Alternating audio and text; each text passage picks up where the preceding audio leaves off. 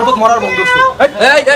Button দেওয়ার পরে ঠিক আছে ওরে নিয়ে যাচ্ছে, ধরিয়ার পরে নিয়ে যাচ্ছে যে ভাই চল চল, কিন্তু পাশের দিয়ে কেউ একজন ভিডিও করছে আর ম্যাও ম্যাও ম্যাও ম্যাও করছে। এই ম্যাও ম্যাও করার পিছনেও একটা কারণ আছে, কারণটা একটু দেখো। একদম পায়ের গোড়ালি থেকে শুরু করে মাথা তালু পর্যন্ত পিটাবো। বিসমিল্লাহ বলে শুরু করবো, সদাকাল রাজি বলে শেষ করবো পিটানো।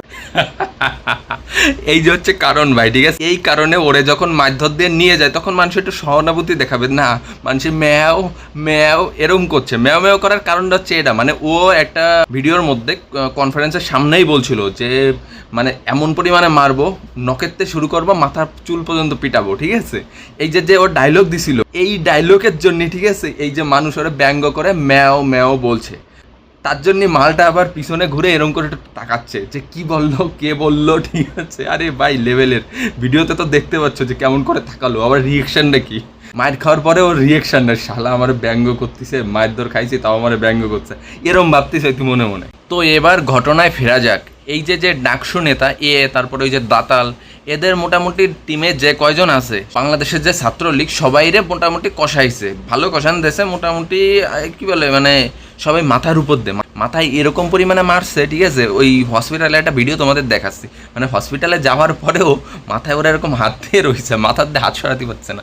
তো বাইনর যা দেশে মোটামুটি ভালোই হয়েছে। এরা এবার যদি একটু লাইনে আসে, বুঝতে পারছো, এবার যদি লাইনে না আসে তাহলে মনে করো যে আবার মনে হয় খাবে না। কারণ কি একটা জিনিস বুঝবে, বঙ্গবন্ধু শেখ মুজিবুর রহমান যে বাংলাদেশে স্বাধীন করছে, তার মাথার উপরে উঠে, মূর্তির মাথার উপরে উঠে এদের আন্দোলনের সময় এদের মধ্যে কেউ বা অন্য কেউ মাথার উপরে উঠে প্রস্রাব করছে। সে ভিডিও তো ভাই ভাইরাল হয়েছে, সবাই দেখেছে। মানে বাংলাদেশের জাতির পিতা বলা হয় বঙ্গবন্ধু শেখ মুজিবুর রহমানকে, তো সেই বঙ্গবন্ধুর মাথার উপরে উঠে ভাই প্রস্রাব করেছে। ভাবা যায় কত নিকৃষ্ট মানের কাজ এদের।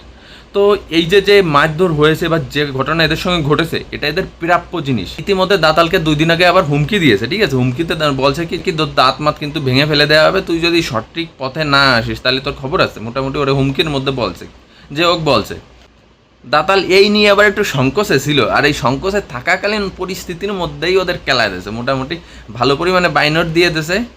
তাও দাতালের 20 দাঁত ভাঙে নাই, শুয়ে পড়ে এরকম যাচ্ছে আর বলে কি এই গন্ডগোল চলবে, এই গন্ডগোল থামবে না। ভিডিওটা একটু দেখো। লড়াই করে যাবো। শালা দাঁতালো তো দেখছি কম না। আরে তুই হসপিটালে যাচ্ছিস, আগে চিকিৎসা নিয়ে নিজে আগে বাঁচ, তারপরে তুই লড়াইয়ের কথা ভাবিস।